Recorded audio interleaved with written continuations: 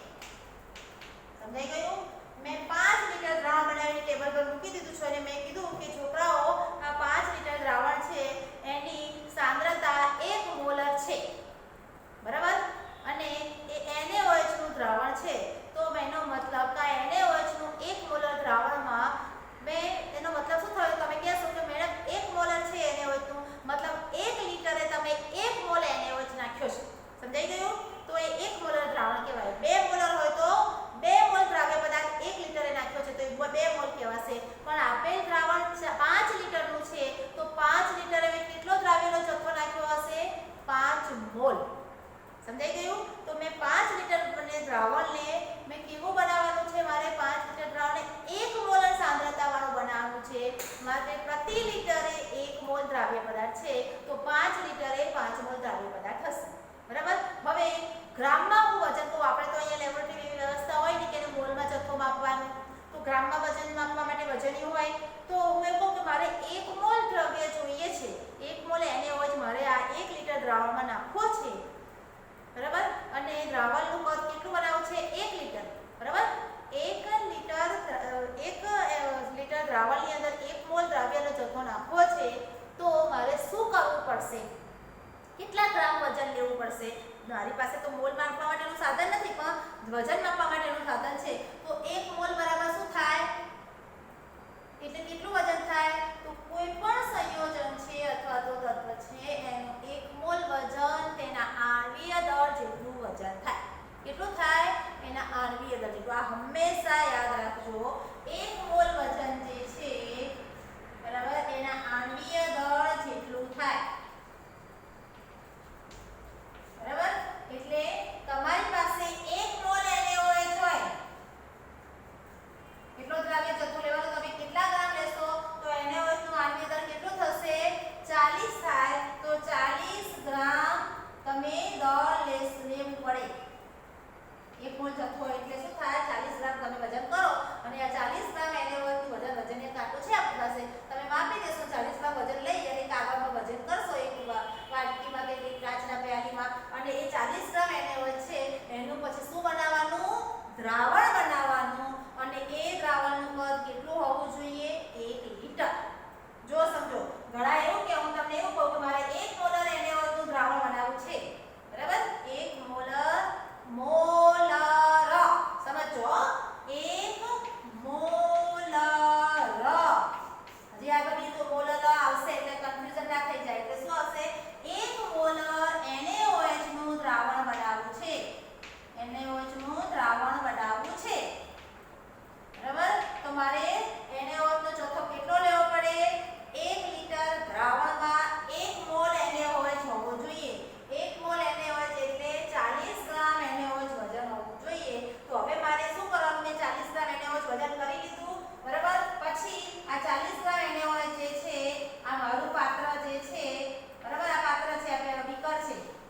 આ બીકર જે છે મેં અહીંયા લીટો કરેલો છે, અહીંયા 1 લિટર એવું લખેલું છે.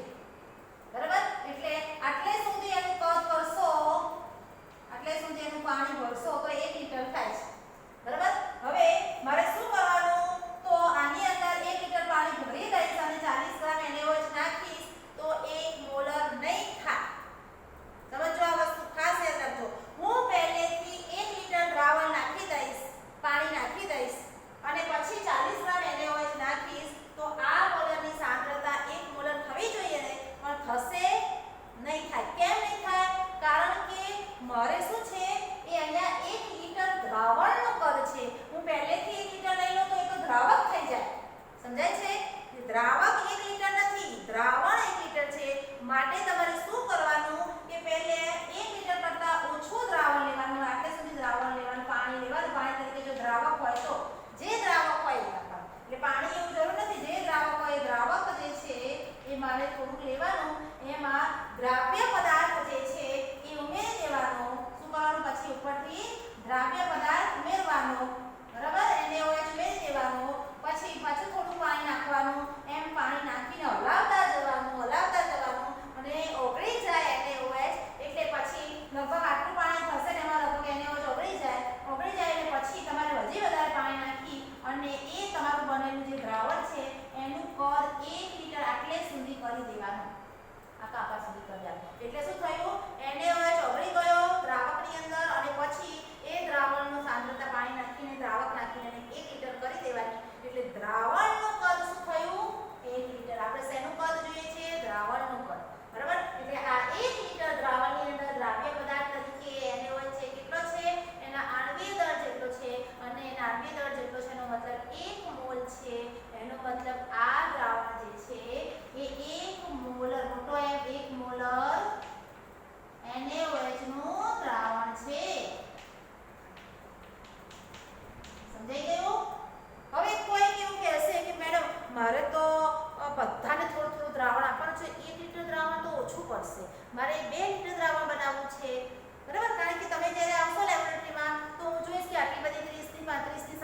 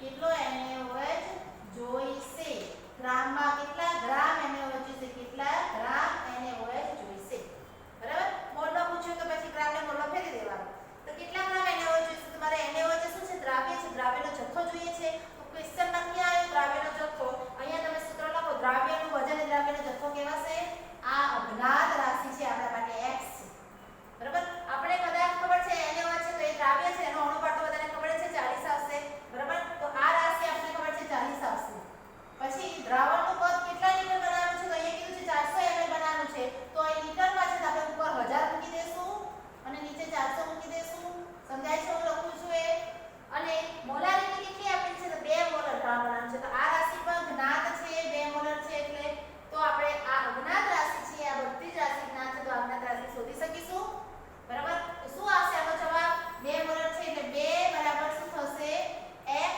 દ્રાવ્યનો જથ્થો આપણે ખબર નથી એટલે x છેદનો દ્રાવ્યનો જથ્થો જે અણુભાર 40 છે છેદમાં 1000 છેદમાં શું આવશે 400 આવશે આ 0 0 ઉડી જશે આ 0 ને આ 0 ઉડી જશે શું થશે 4 ચોક 16 થશે છેદ છે આ બાજુ જશે એટલે શું થશે 2 ગુણ્યા 4 ચોક 16 x આવશે therefore શું આવશે x શું આવશે 16 નું 32 ગ્રામ આવશે શું આવશે 32 ગ્રામ સમજાઈ ગયું ખેરાઈ ગયો તો 32 ગ્રામ એ NaOH નો જથ્થો તમે વજન કરી અને 2 લીટર 400 ml દ્રાવણમાં નાખશો તો એ દ્રાવણની સાંદ્રતા કેટલી થશે 2 મોલર સમજાઈ ગયું તો આવી રીતે આ મોલારિટી ગણે છે આ ઉપરાંત દ્રાવ્યનો જથ્થો W/W પરથી પણ મેળવી શકાય જે એક્ઝામ્પલ છે આપણે બીજા કોઈ નેક્સ્ટ પીરિયડમાં જોઈશું જે અલગથી ઘણી પ્રેક્ટિસ કરવાની છે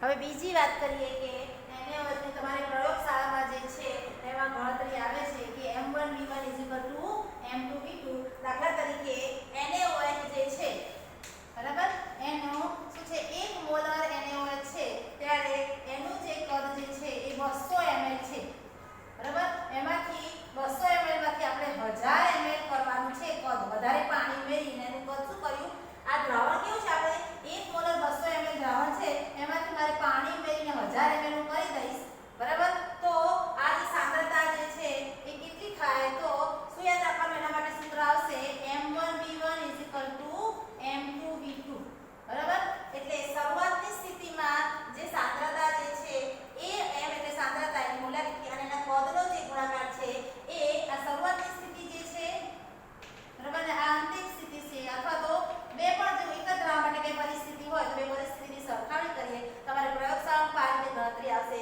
તો M1V1 M2V2 કરીએ તો જ્યારે શું થયું પહેલી જે મોલારિટી છે 1 મોલર છે ત્યારે દ્રાવણનું કદ કેટલું છે 200 ml હતું બરાબર 200 ml તો હવે એ દ્રાવણનું કદ જે છે એ 1000 ml કરી દીધું પાણી નાખી કેટલું કર્યું 1000 ml ત્યારે એની સાંદ્રતા કેટલી થઈ તો M2 કેટલી થઈ તો એ શું થશે તમે જેટલું પાણી જે છે કદ વધશે એની સાંદ્રતા શું થશે ઘટશે કદ અને સાંદ્રતાનો કેવો સંબંધ છે વ્યસ્ત પ્રવાહમાં છે કારણ કે નોર્મલી તમે સમજો કે 2 ચમચી ખાંડ તમે જે છે એ 1 ગ્લાસ પાણીમાં નાખી છે હવે ખાલી ખાંડ નથી નાખતા ઉમેરતા નથી દ્રાવ્ય પદાર્થ પણ ખાલી પાણી જે છે મહેમાન બીજું આવી ગયું તો એમ થાય ખાંડ તો છે નહીં બનાવો આમાં પાણી નાખીને શું કરી દઈએ એક ગ્લાસ કરે 2 ગ્લાસ બનાવી દઈએ તો હવે 1 ગ્લાસમાંથી બીજું 1 ગ્લાસ પાણી નાખશો એટલે જે દ્રાવ્ય પદાર્થનો જથ્થો એ પ્રતિ લીટરે ઘટશે એટલે શું થયું સાંદ્રતા ઘટી કદ વધ્યું તો સાંદ્રતા શું થયું ઘટી તો એવી રીતે અહીંયા કદ જે 200 ml છે એમાંથી હું 1000 ml કરીશ કદ વધશે તો સાંદ્રતા 1 ml છે એમાં ઘટશે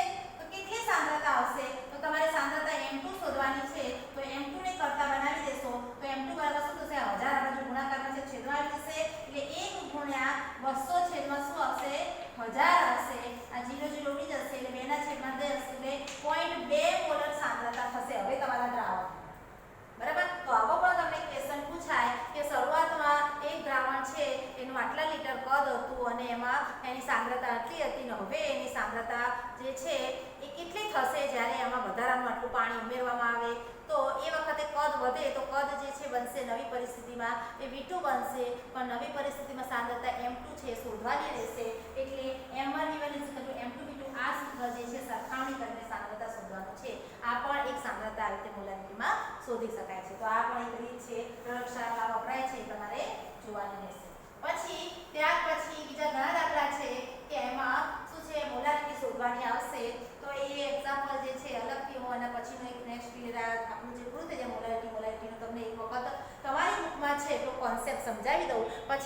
કોન્સેપ્ટને ડીપમાં કઈ રીતે લેશું એ તો પછી એક એક્સ્ટ્રા લેક્ચરમાં સમજાવી દઈશ. તો હવે તમને મોસ્ટ ઓફ ખ્યાલ આવી ગયો મોલારિટી શું છે એનું સૂત્ર ખબર પડી ગઈ. એના માટે કઈ કઈ રાશિની જરૂર છે? તો દ્રાવ્ય પદાર્થ છે એનો જથ્થો જરૂરી છે, એનું વજન જરૂરી છે, એના મોલ જરૂરી છે અને બીજું દ્રાવણ જે છે એનું કદ જરૂરી છે. હવે એ વસ્તુ જાણતા રહીએ તો તમે મોલારિટી શોધી શકો. પણ જરૂરી નથી કે જે રાશિ અહીંયા જોઈએ છે દ્રાવ્યનું વજન જોઈએ છે મોલારિટી બરાબર શું થાય છે? દ્રાવ્યનું વજન છેદમાં દ્રાવ્યનો અણુભાર ગુણ્યા 1 છેદમાં દ્રાવણનું કદ લીટરમાં. આ જે રાશિ છે એમાં જરૂરી નથી કે દ્રાવ્યનું વજન જે છે એ ડાયરેક્ટ આપેલું હોય કે 40 ગ્રામ છે 50 ગ્રામ છે. ઘણી વખત શું આપેલું હોય કે એની અજ્ઞાતની સાથે સંકળાયેલી રાશિ, દાખલા તરીકે એવું આપેલું હોય કે 25% WW નું દ્રાવણ છે તેમાં એ જે આખું દ્રાવણ જે છે એમાં દ્રાવણની સાંદ્રતા મોલારિટીમાં શોધો. મોલારિટીમાં શોધો. બરાબર? તો મોલારિટી શોધવાની છે તો તમે શું સૂત્ર મૂકશો? સૂત્ર આ મૂકશો. આ સૂત્ર એટલે તમે શું જોઈશે? દ્રાવ્યનું વજન. દ્રાવ્યનું વજન કેટલું છે? આ બતને આપી નથી. એમાં લખ્યું છે 25% WW છે. એનો મતલબ શું છે? 25 ગ્રામ NaOH છે અને 75 ગ્રામ પાણી છે અથવા તો દ્રાવક છે અને દ્રાવ્યનું વજન શું છે? 100 ગ્રામ. બરાબર? એટલે અહીંયા શું લખશો? NaOH નું 25 ગ્રામ વજન લખશો, NaOH નો અણુભાર 40 લખશો અને અહીંયા દ્રાવણનું કદ જે છે 1 લિટર જે છે લિટરમાં એ કદ માંગ્યું છે. બરાબર? તમને દ્રાવક તરીકે જો પાણી આપ્યું હોય, બરાબર, એટલે દ્રાવણ જે છે એનું કદ જે છે એ તમને આપેલું હોય કે આટલા તેના પરથી દ્રાવણનું કદ એટલે શું લેશો તમે? 1000 ml લઈને કરી શકશો. બરાબર? આ જે શું છે દ્રાવણનું કદ શું થશે? 100 ml થશે. બરાબર? તો આવી રીતે તમે શોધી શકો. દ્રાવણની ઘનતા આપેલી હોય. બરાબર? દ્રાવણનું જે મેં શું કીધું અહીંયા દ્રાવણનું વજન કેટલું લીધું મેં? 100 ગ્રામ લીધું. તો હવે દ્રાવણનું વજન અહીંયા તમે અહીં કદ આપ્યું છે તો વજન તમે 100 ગ્રામ તો નહીં મૂકી શકો ને. તો દ્રાવણનું વજન જે છે એને શેમાં કન્વર્ટ કરવાનું થશે? વજનને કદમાં ફેરવવાનું થશે. કદમાં ફેરવવું પડશે. તો વજનને કદમાં કઈ રીતે ફેરવાય? એના પાસે કઈ રાશિ છે? તો બંનેને સાંકળતી રાશિ ઘનતા છે. શું છે? તો ઘનતા બરાબર શું થાય? જુઓ, ઘનતા બરાબર શું થાય? દળ ભાગ્યા કદ. તમને જો કદ જોઈતું હોય ને દળ આપેલું છે તો કદને કરતા બનાવી દો તો કદ બરાબર શું થશે? દળ ભાગ્યા ઘનતા. તમારે દળ 100 ગ્રામ આપ્યું છે અને તમને રકમ સાથે ઘનતા આપેલી જ હોય. પણ પાણી હોય તો પાણીની ઘનતા કેવી થાય? 1 થાય. પણ અહીંયા NaOH નું દ્રાવણ જે છે એ છે દ્રાવણ. તો NaOH ના દ્રાવણની ઘનતા આપેલી હોય કૌંસમાં એ ઘનતાને અહીંયા નીચે મૂકી દેવાની અને જે આવે તે કદ થશે. બરાબર? પોઈન્ટમાં હશે ઓછી હશે તો કદ શું થશે? વધી જશે અને 1 કરતા વધારે હશે તો ઘનતા શું થશે? કદ ઘટી જશે. એટલે એ તમારે દળ ભાગ્યા કદ બરાબર દળ ભાગ્યા ઘનતા આ સૂત્રનો ઉપયોગ કરીને તમને આપેલું વજન હશે તો એને કદમાં ફેરવવાનું. આ ખાસ યાદ રાખવાનું છે. બે દાખલા ગણાવીશ એટલે તમને ખ્યાલ આવી જશે. ઘનતા કેમ આપી છે? ઘનતાનો ઉપયોગ ક્યાં થાય છે? તો ઘનતાનો ઉપયોગ દળને કદમાં કે કદને દળમાં ફેરવવા માટે થાય છે.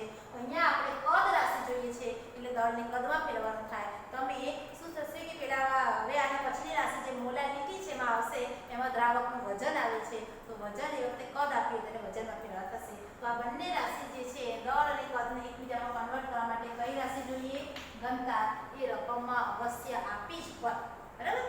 તો એવી રીતે તમે દળ જે છે કદ જે છે દ્રાવણનું દળને કદમાં ફેરવી અને પછી લખી શકો અને એ લખવાનું અહીંયા પણ WW મેં છે એ પણ 25% કીધું એનો મતલબ 25 ગ્રામ NaOH અને 75 ગ્રામ પાણી તો 100 ગ્રામ શું થયું?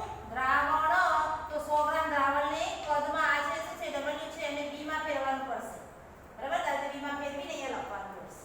સમજાઈ ગયું? 25 ગ્રામ NaOH છે તો અહીંયા 25 આવશે અહીંયા બરાબર આવશે અને પછી મોલારિટી જે છે એ તમે આવી રીતે શોધી શકો. તો આવી રીતે જે જવાબ આવે એ શું કહેવાશે? મોલારિટી. તો આવી રીતે મોલારિટી શોધવામાં આવે છે. પછી ત્યાર પછી હવે છેલ્લી રાશિ આવે છે મોલાલિટી. તો એ હવે આપણે નેક્સ્ટ પીરિયડમાં જોઈશું. Okay, thank you.